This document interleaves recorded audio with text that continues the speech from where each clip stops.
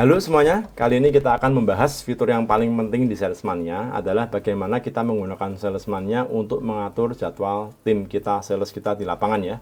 Bagaimana kita mengatur jadwal sehari-hari, bagaimana kita menggeser-geser mungkin jadwal di antara hari Senin sampai hari Sabtu, supaya jadwalnya efisien sesuai dengan area, dan bagaimana kita menggunakan fitur salesman-nya untuk menyalin jadwal di masa depan. Jadi kita nggak harus bikin jadwal yang sama terus menerus ya. Jadi kalau kita sudah punya satu set customer di area ini untuk sales ini, bisa kita petakan dengan kita copy langsung ke mungkin sesuai periodenya ya, mungkin 2 minggu, mungkin 1 bulan.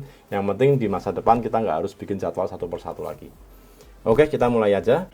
Kita sudah ada sini database demo yang akan saya pakai untuk demo kali ini.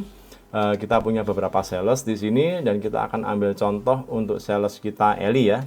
Eli di hari tanggal 30 Mei ini dia sudah punya jadwal 6 visit di sini, beberapa customer di sini. Nah, untuk pelengkap data biar kita selalu bisa tahu si Eli ini hari ini ke area mana, kita bisa tambahkan catatan ya. Katakanlah hari ini mungkin Eli ke area Jakarta Pusat ya. Kita bisa tambahkan di sini. Mungkin untuk si Dinda hari ini areanya dia ke area Depok, kita bisa tulis di sini. Nah, jadi kita sekali pandang kita bisa langsung tahu, oh hari ini Dinda area Depok, hari ini Eli ke area Jakarta Pusat. Nah, di sini kalau kita mau menambahkan jadwal sesuai area, bisa kita search dari bawah sini. Kita mungkin mau tambahkan Pradipta ya, mungkin sama ini di Jakarta Pusat. Kita tambahkan, nanti akan otomatis muncul di jadwalnya si Eli di aplikasi, dan di sini pun sudah bertambah jadi 7 visitnya di sini. Nah, katakanlah ini untuk area Jakarta Pusat ini memang ada 7 customer aja dan akan kita petakan untuk di visit lagi 2 minggu lagi. Kita bisa dengan mudah menyalin jadwal ini ke 2 minggu ke depan. Caranya dengan kita klik tombol 3 titik di atas ini, kemudian kita klik salin. Kita pilih untuk Eli juga ya, sama salesnya, tanggalnya kita pilih untuk bulan Juni ya, tanggal 13, 2 minggu lagi. Nah, setelah kita salin, kita kalau sekarang pergi ke tanggal 13 Juni, di sini kita bisa lihat bahwa si Eli sudah punya jadwal di sini. Kebetulan saya pernah mengcopy juga ke jadwal ini, jadi ada 13 di sini, jadi ketumpuk. Tapi intinya seharusnya ini akan muncul 7 customer Eli yang tadi kita copy dari hari ini ya, dari hari ini. Ya. Jadi memudahkan kita untuk penjadwalan. Oke, kita kembali ke hari ini.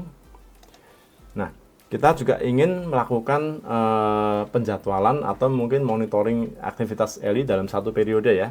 Itu kita menggunakan view salesman yang kedua, namanya visit per periode. Kalau yang visit per sales ini kan untuk satu hari untuk semua sales. Kalau visit per periode ini, kita akan melihat jadwalnya per sales tapi dalam satu periode. Jadi di sini kita bisa pilih sales mana yang akan kita pelajari. Kita pilih Eli di sini. Nah, kita standarnya akan di 2 minggu, tapi kita bisa pilih periode yang lain, contohnya mingguan atau bulanan atau custom, kita pilih sendiri tanggal awal dan tanggal akhirnya. Kenapa ini penting nanti saya akan demokan berikutnya. Di sini yang pertama kita bisa melihat progresnya si Eli dalam 2 minggu ini. Jadi kemarin dia ke area-area mana, customer mana, hasilnya seperti apa, bisa dicek di sini. Hari ini dia belum menjalankan tugas ya, masih terjadwal semua.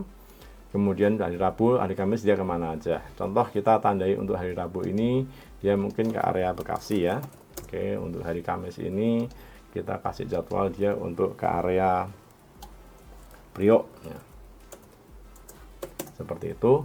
Nah, sesuai areanya mungkin kita akan melakukan rescheduling ya. Mungkin Pradipta ini lebih cocok hari Kamis ya. Kita bisa geser si Pradipta ke hari Kamis. Mungkin juga di hari Sabtu si Yombing ini lebih cocok di hari Rabu, jadi Rabu kita bisa optimalkan untuk jadwalnya si Eli ini. Jadi di sini kita bisa menggunakan fitur drag and drop untuk mengatur jadwal dengan mudah sesuai areanya si sales itu. Nah, di view visit per periode ini kita juga punya 2 fitur lainnya, yaitu yang pertama kita bisa melihat progres sales kita ke customer dalam satu periode yang agak panjang ya. Contoh kita pilih bulanan di sini untuk si Eli. Jadi kita akan tampilkan jadwalnya dia di bulan Mei. Dan kemudian ini tanggal 1 sampai 31 Mei ya. Nah, kita bisa cek mungkin untuk Simbolon ya, seberapa sering si Eli ini visit ke Simbolon. Ternyata sering sekali, tapi gagal ya. Tanggal 4 Mei gagal, merah ya, merah artinya gagal visit. Jumat gagal dan akhirnya Minggu dapat order ya. Kemudian kita lihat ada gagal lagi 2 kali dan sudah dijadwalkan lagi tanggal 30 dan tanggal 31. Ini contoh aja ya untuk data fiktif. Jadi intinya kita bisa follow up bagaimana si customer ini di approach oleh sales kita dalam 1 bulan. Nah, untuk fitur yang berikutnya yang paling penting sebetulnya, kita seringkali ingin tahu ya, apakah ada customer yang tidak di follow up oleh sales kita dalam satu periode ya.